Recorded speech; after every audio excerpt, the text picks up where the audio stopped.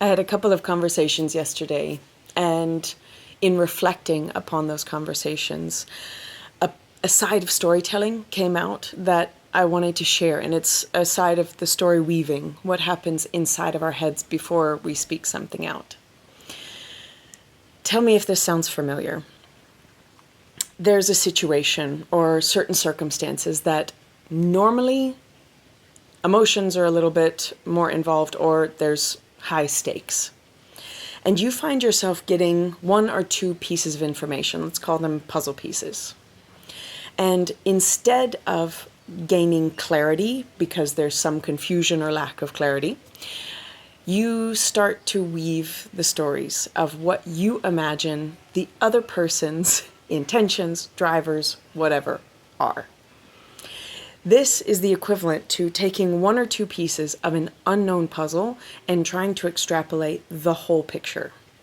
You know that a lot of times we get things wrong, right? And actually there have been beautiful studies that explore this, that even with the people that we know best, normally we're only getting like 40 or 50% at most right with our assumptions of what the other person was thinking or meaning when they said or did whatever. So I call this second or third degree storytelling. It's this process of extrapolation that often it can end up creating a lot of mess because our emotions are involved, or there are high stakes, like I mentioned. And one of the best ways to interrupt this process of story weaving is to have a conversation with this person.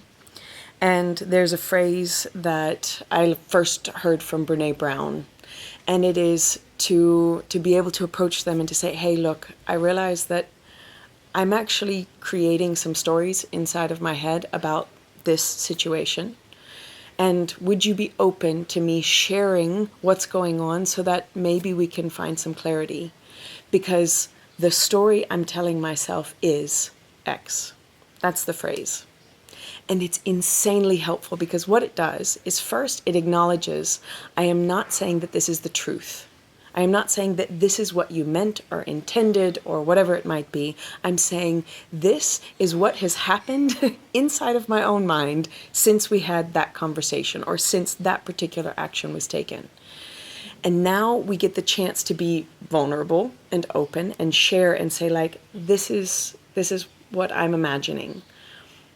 Am I on the right track? Am I off? Like, where are we?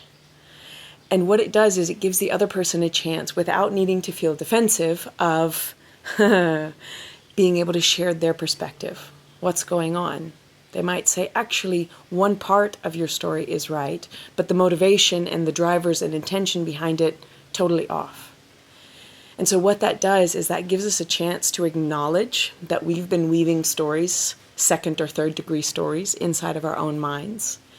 And then a chance to really use storytelling, in this case very vulnerably, to build more intimacy, to build more trust, to build deeper connection, especially in those situations and those scenarios that are meaningful to us. So the next time that you find yourself building a whole story out of just one or two puzzle pieces, take a time out. Get a little bit brave. Approach the person or the group and say, hey, the story I'm telling myself is, and see what happens. See if there's the possibility to open up new lines of communication, to build beautiful bridges of trust, and to utilize that storytelling for your advantage.